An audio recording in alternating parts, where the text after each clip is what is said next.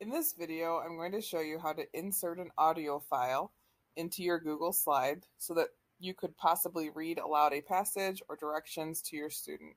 So in this Google Slide, I've already made it editable for students to type in where the answers go. Now I'm going to make an audio file so that it will read this passage aloud. To do this, I want to have three tabs open. I want to have my Google Slide open. I want to have onlinevoicerecorder.com open. And I also want my Google Drive open. And within my Google Drive, I've made a sound recordings folder. This is where I will upload any recordings I make that I want to put into my Google Slides. The important thing here is you want to make sure that you go down to the share settings. And where it says get link, you want to change this so that it says anyone with a link can view. That ensures that all of your students will be able to hear the recordings you make. If it's not anyone with a link can view, you'll be getting emails asking for permission for them to hear your link. Okay, so once I'm ready, I will go back to my online voice recorder.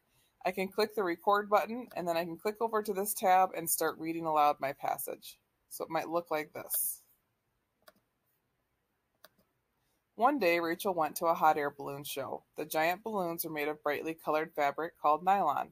And I would keep reading my passage until I'm done. Then I would click back to the voice recorder tab and click stop. The cool thing about this is you can see at the beginning there's dead space where I was clicking between tabs. I don't want my students to have to wait for that, so I'm just going to trim that off until I start talking, and same thing at the end, there's some dead space there.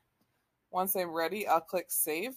This automatically downloads, and once it's done processing, I'm going to go to my Google Drive where I made my sound recording folder, and now I'm going to upload that recording that I just made. So I'll do new, file upload, and it should be the most recent one that pops up since we just did it, so it's right here.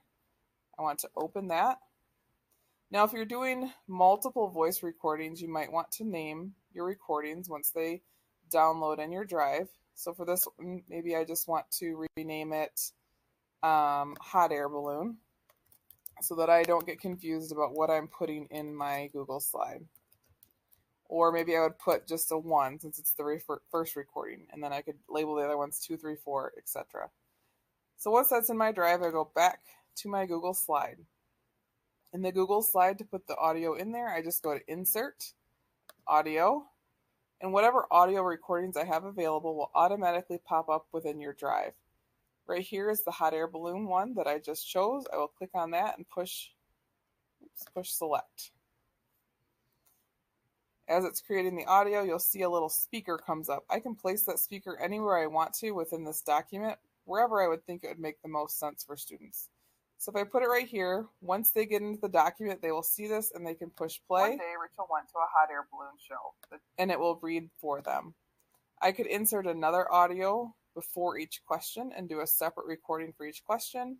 I could do an audio here that reads all of the questions and they could pause it as they need.